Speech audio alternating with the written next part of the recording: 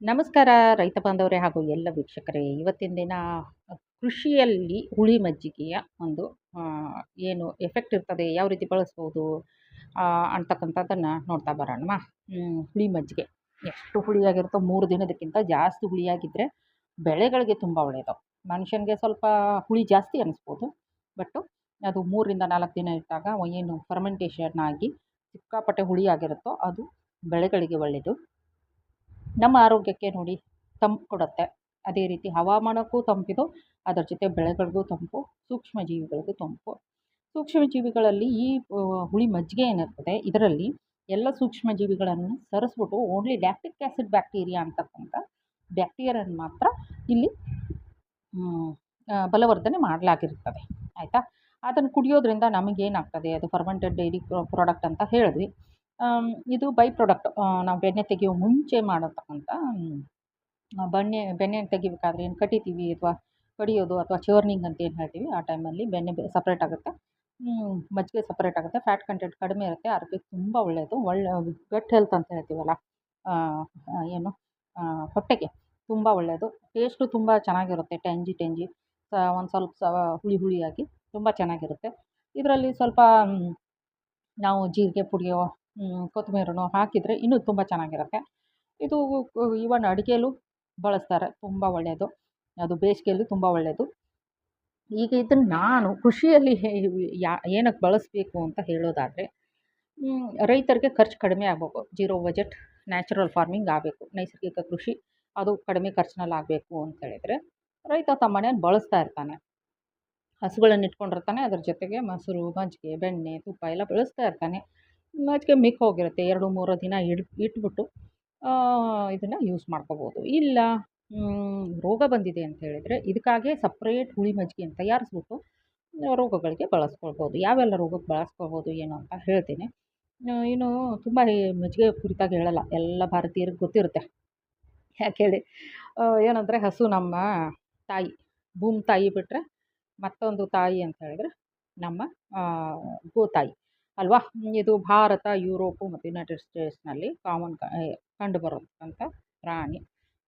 ನಾವು ಇದರಿಂದ ಏನು ಮಜ್ಜಿಗೆ ಇದು ಏನು ಇಲ್ಲಿ ಮಜ್ಜಿಗೆಯನ್ನು ತಯಾರಿಸ್ತಾರೆ. ಆಮೇಲೆ ಅದಕ್ಕೆ ಚಸ್ಸಿ ಅಥವಾ ಚಾಸ್ ಅಥವಾ ಲಸ್ಸಿ ಅಂತಾರೆ, ಸಕ್ಕರೆ ಹಾಕಿದರೆ ಲಸ್ಸಿ ಅನಿಸುತ್ತೆ, ಇದು ಚಾಸು. ಇದು ನಾವು ಹಾಲನ್ನು ತುಂಬ ದಿನ ಇಡಕ್ಕೆ ಬರಲ್ಲ, ಆಗ ಬೈ ಪ್ರಾಡಕ್ಟ್ ಅಂತ ತುಪ್ಪ, ಬೆಣ್ಣೆ ಹಾಗೆಲ್ಲ ಮಾಡಿದಾಗ ಇದು ಬರುತ್ತೆ. ನೋಡಿ, ಇದು ನ್ಯಾಚುರಲ್ ಆಗಿ ನಾವು ಹೆಂಗೆ ಚರ್ನಿಂಗ್ ಮಾಡಿಬಿಟ್ಟು ನಾವು ಮಜ್ಜಿಗೆ ಕಟ್ಟಿದ್ದು ಬೆಣ್ಣೆ ಸಪ್ರೇಟ್ ಮಾಡೋ ಮಷಿನ್ಗಳಿವೆ, ಹಳೆ ಕಾಲದ ನಮ್ಮದು. ಅದನ್ನು ಮಾಡಿಬಿಟ್ಟು ಎತ್ತಿಟ್ಕೊಂಡು ತುಂಬ ಸೋರು ಹುಳಿ ತುಂಬ ಆದಮೇಲೆ ಇಲ್ಲಿ ನೋಡಿ ಫ್ರೆಶ್ ಆಗಿ ತಯಾರು ಮಾಡ್ಕೊತಾ ಇದ್ದಾರೆ ರೋಗಗಳಿಗೆ. ಆಯಿತಾ? ಆಮೇಲೆ ಏನು ಅಂದರೆ traditional buttermilk, cultured buttermilk, acidified ಅಂತ ಹೇಳ್ತೀವಿ. ಟ್ರೆಡಿಷ್ನಲ್ ಅಂದರೆ ನಾವು ನಿಜವಾಗ್ಲೂ ಏನು ಮಾಡ್ತಾಯಿದ್ದೀವಿ, ಬೆಣ್ಣೆ ತೆಗಿಬೇಕಾದ್ರೆ ಬರೋ ಬೈ ಪ್ರಾಡಕ್ಟು. ಕಲ್ಚರ್ಡ್ ಅಂತ ಹೇಳಿದರೆ ಇದಕ್ಕಾಗೆ ಲ್ಯಾಕ್ಟಿಕ್ ಆ್ಯಸಿಡ್ ತುಂಬ ಕಲ್ಚರ್ನ ಹಾಕಿಬಿಟ್ಟು ಈ ರೋಗಗಳಿಗೆ ಹೊಡಿಲಿಕ್ಕೆ ಅಂತಲೇ ತೆಗೆದಿಡ್ತೀವಲ್ಲ, ಅದು ಒಂಥರ ಬಟರ್ ಮಿಲ್ಕ್ ಬೇರೆ ಮಜ್ಜಿಗೆ. ಅದೇ ರೀತಿ ವಿನಿಗರ್ ಹಾಕ್ಬಿಟ್ಟು ಕೆಲವೊಂದಿಷ್ಟು ಮಾಡ್ತಾರೆ, ಅದು ಕೂಡ ಬೇರೆ ಇರುತ್ತೆ. ಬಟ್ ಏನಂದರೆ ನಮ್ಮ ಟ್ರೆಡಿಷ್ನಲ್ ಮೆಥಡ್ ತುಂಬ ಒಳ್ಳೆಯದು. ಇಲ್ಲಿ ನೋಡಿ, ರೋಗ ಬಂದಿರೋದಕ್ಕೆ ಯಾವ ರೀತಿ ಸ್ಪ್ರೇ ಮಾಡ್ತಾಯಿದ್ದಾರೆ. ಇದು ಪಾಟ್ನಲ್ಲಿರ್ತಕ್ಕಂಥ ಕುಂಡಲಗಳಲ್ಲಿರ್ತಕ್ಕಂಥ ಸಸಿಗಳಿಗೆ, ಬೆಳೆಗಳಿಗಾದರೆ ಹಿಂದೆ ನ್ಯಾಪ್ಸಾಫ್ ಸ್ಪ್ರೇಯರ್ ಹಾಕ್ಕೊಂಡು ಬಳಸ್ಕೋಬೋದು. ಇದು ಫಂಗಸ್ಸನ್ನು ಸಾಯಿಸುತ್ತೆ. ಫಂಗಸ್ ಅಂದರೆ ಯಾವುದು, ಯಾವುದೆಲ್ಲ ನಮಗೆ ಪೌಡರಿ ಫಾರ್ಮಲ್ಲಿ ಸಿಗ್ತದೆ. ಪೌಡರಿ ಅಂದರೆ ಎಲೆಗಳ ಕೆಳಗೋ ಅಥವಾ ಏನು ಅಂತ ಹೇಳಿದರೆ ಹಳದಿ ಬಿಳಿ ಬಣ್ಣದ್ದು ಆ ಥರ ಫಂಗಸ್ ಬಂದಿರುತ್ತಲ್ಲ, ಬ್ರೆಡ್ಡು ಅಥವಾ ರೊಟ್ಟಿಗಳಿಗೆಲ್ಲ ಆ ಥರದ್ದು. ಆ ಫಂಗಸ್ಗಳು ಏನು ಬರುತ್ತೆ ಬೆಳೆಗಳಿಗೆ, ಅಲ್ಲಿ ಎಲ್ಲ ಫಂಗಲ್ ಡಿಸೀಸಸ್ಸಿಗೆ ಹುಳಿ ಮಜ್ಜಿಗೆ ತುಂಬ ಒಳ್ಳೆಯದು. ಖರ್ಚು ಎಷ್ಟು ಆಗ್ತಾಯಿದೆ ಹೇಳಿ? ಏನು ಖರ್ಚಾಗ್ತಾ ಇಲ್ಲ. ನಾವು ಮನೆಯಲ್ಲಿ ಬಳಸ್ತಾ ಇದ್ದೀವಿ, ಅದನ್ನೇ ಸ್ವಲ್ಪ ಎತ್ತಿಟ್ಬಿಟ್ರೆ ಆಯಿತು. ಹಾಗಾಗಿ ಇದನ್ನು ಪ್ರೊಡಕ್ಷನ್ ಹೆಂಗೆ ಮಾಡೋದು ಏನು ಎತ್ತ ಎಲ್ರಿಗೂ ಗೊತ್ತಿರುತ್ತೆ. ಲಾರ್ಜ್ ಸ್ಕೇಲಲ್ಲಿ ಈ ರೀತಿ ಮಾಡ್ತಾರೆ, ಮಾಡಿಬಿಟ್ಟು ಪ್ಯಾಕ್ ಮಾಡಿ ಮಾರಾಟ ಮಾಡ್ತಾರೆ. ಹಸು ಇಲ್ಲದೇ ಇರೋರು ಅದನ್ನು ಖರೀದಿ ಮಾಡಿ ಯೂಸ್ ಮಾಡ್ತಾರೆ, ತಮ್ಮ ಕುಂಡಲ್ಗಳಿಗಿರ್ಬೋದು, ತಮಗೂ ಕೂಡ. ಬಟ್ ನಾವು ಯಾರೆಲ್ಲ ಹಸುಗಳನ್ನು ಹೊಂದಿರ್ತೀವೋ ಅವರು ಇದನ್ನು ಮಾಡ್ಕೊಳ್ಬೋದು. ಇದು ಮಣ್ಣಿನ ಆರೋಗ್ಯ, ನಮ್ಮ ಆರೋಗ್ಯ, ಹವಾಮಾನದ ಆರೋಗ್ಯ ಎಲ್ಲದಕ್ಕೂ ಒಳ್ಳೆಯದು. ಇದರಲ್ಲಿ ಸ್ವಲ್ಪ ಫ್ಯಾಟ್ ಕಡಿಮೆ ಇರುತ್ತೆ ಹಾಲಿನಕ್ಕಿಂತ. ಹಾಲಿನಲ್ಲಿ ಇರುತ್ತೆ, ಹಾಲಿನಲ್ಲಿ ಎಷ್ಟಿರುತ್ತೆ, 4% ಇದ್ದರೆ ಮಿಕ್ಕಿದ್ರಲ್ಲಿ ಕಡಿಮೆ ಇರುತ್ತೆ, 4-11%ವರೆಗೂ ಇರುತ್ತೆ. ಎಮ್ಮೆದಂತೂ ತುಂಬ 10-11% ಬರುತ್ತೆ. ಕೆಮಿಕಲ್ ಕಂಪೋಸಿಷನ್ ಎಲ್ಲ ಏನೆಲ್ಲ ಇರುತ್ತೆ ಅಂತಿದೆ, ಅದು ಮನುಷ್ಯನ ಆರೋಗ್ಯಕ್ಕೆ ಒಳ್ಳೆಯದು, ನ್ಯೂಟ್ರಿಷನಲ್ಲೂ ಒಳ್ಳೆಯದು. ಆದರೆ ಫಂಗಸ್ಸಿಗೆ ಅಂದರೆ ರೈತನ ಶತ್ರುಗಳನ್ನು ಹಾಳು ಮಾಡೋದು ಶಕ್ತಿ ಇದರಲ್ಲಿರೋದ್ರಿಂದ ಇದನ್ನು ನಾವು ಆ ರೀತಿಯಾಗಿ ಬಳಸ್ಕೊತಾ ಇದ್ದೀವಿ. ಕ್ಯಾಲ್ಶಿಯಮ್ಮು ರಿಚ್ ಆಗಿರುತ್ತೆ ಬೆಳೆಗಳಿಗೆ, ಅದು ಕೂಡ ಸಿಗುತ್ತೆ ಅಂತ ಹೇಳ್ಬೋದು. ಇದೆಲ್ಲ ಉಪಯೋಗ ಆಯಿತು.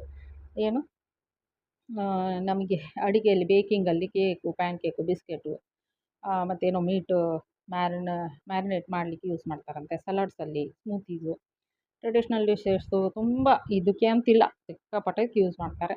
ಅದೆಲ್ಲ ಮಿಕ್ಕಿಬಿಟ್ರೆ ನಾವು ರೋಗಗಳಿಗೆ ಯೂಸ್ ಮಾಡ್ಬೋದು. ಇಲ್ಲಿ ನೋಡಿ ಪೌಡ್ರಿ ಮಿಲ್ಡ್ಯೂ ಅಂತ ಏನು ಹೇಳಿದ್ನಲ್ಲ, ಪೌಡ್ರಿ ಫಂಗಸ್ ಬಿಟ್ಟು ಇನ್ನೂ ಇದ್ದಾವೆ ನಮ್ಮ ಕೆಲವೊಂದು ರೋಗಗಳು, ಕೆಲವೊಂದು ಕೀಟಗಳು, ಮೈಟ್ನಂಥ ಕೀಟಗಳಿಗೂ ಇದು ತುಂಬ ಉಪಕಾರಿ. ಬ್ಯಾಕ್ಟೀರಿಯಲ್ ಸ್ಪಾಟ್ಸ್, ಬ್ಯಾಕ್ಟೀರಿಯಾ ಇದಕ್ಕೂ ಉಪಯೋಗಕಾರಿ, ಫಂಗಸ್ಸಿಗೆ ತುಂಬ ಉಪಯೋಗಕಾರಿ ಅಂತ ಹೇಳ್ಬೋದು. ಕೆಲವೊಂದು ಸಿಕ್ಕಾಪಟ್ಟೆ ಹೇನುಗಳಾಗಿರ್ತವೆ ಬೆಳೆಗೆ, ಎಫಿಡ್ಸ್ ಅಂತ ಹೇಳ್ತೀವಿ, ಅಥವಾ ಮಿಲಿ ಬಗ್ಸ್ ಆಗಿರುತ್ತೆ, ಅದಕ್ಕೂ ಕೂಡ ಇದನ್ನು ಬಳಸಿದರೆ ಅವು ಏನಾಗ್ಬಿಡುತ್ತೆ, ಮಿಲಿ ಬಗ್ ಅಂತಕ್ಕಂಥದ್ದು ಹೆಂಗಂದರೆ ಅಲ್ಲಿ ಸ್ಕೇಲ್ಸ್ ಥರ ಅಂಟ್ಕೊಂಡಿರುತ್ತೆ, ಅದು ಕಳ್ಚ್ಕೊಂಡು ಹೋಗುತ್ತೆ. ಅದರಿಂದ ಇದನ್ನು ಬಳಸ್ಬೋದು. ಇಲಿ ಕಾಟ ಕಿರಿಕಿರಿ ತುಂಬ ಇದ್ದರೆ ಇದರಲ್ಲೇ ಸ್ವಲ್ಪ ಬೆಳ್ಳುಳ್ಳಿ, ಮೆಣಸಿನ್ಕಾಯಿ ಜಜ್ಜಿಬಿಟ್ಟು ಸ್ಪ್ರೇ ಮಾಡಿದರೆ ಇಲಿಗಳ ಕಾಟ ಕಡಿಮೆ ಆಗ್ತದೆ. ಶೆಲ್ಫ್ ಲೈಫು ಅಂತಂದರೆ ಎಷ್ಟೆಷ್ಟು ಹುಳಿ ಮಾಡ್ತೀವಿ, ನಮಗೆ ಬೇಕು ಹೇಳಿದರೆ ರಿಫ್ರಿಜಿರೇಟ್ರಲ್ಲಿ ಇಟ್ಕೊಂಡು ಮಾಡಿ ಬಳಸ್ಕೋಬೋದು.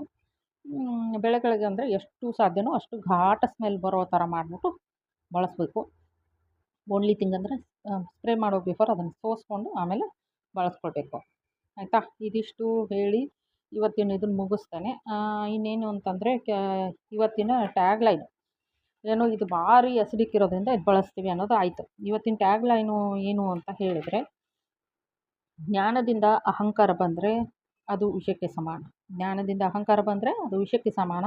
ಜ್ಞಾನದಿಂದ ವಿನಯ ಬಂದರೆ ಅದು ಅಮೃತಕ್ಕೆ ಸಮಾನ. ಜ್ಞಾನದಿಂದ ವಿನಯ ಬಂದರೆ ಅಂದರೆ ನಾವು ಏನು ಬರೆಸ್ಕೋಬೇಕು, ಜ್ಞಾನದಿಂದ ವಿನಯ ನಾವು ಬರೆಸ್ಕೊಳ್ಬೇಕು ಅಲ್ವಾ? ಜ್ಞಾನದಿಂದ ವಿನಯ ಬಂದರೆ ಅದು ಅಮೃತಕ್ಕೆ ಸಮಾನ. ಆದ್ದರಿಂದ ಎಲ್ಲರೂ ನಮ್ಮ ವ್ಯಕ್ತಿತ್ವವನ್ನು ಬೆಳೆಸ್ಕೊಳ್ಳೋಣ, ಹೆಚ್ಚಿಸ್ಕೊಳ್ಳೋಣ, ಎತ್ತರಕ್ಕೆ ಏರ್ಸೋಣ ಅಂತ ಹೇಳ್ತಾ ಸರ್ವೇ ಜನ ಸುಖಿನೋ ಭವಂತು.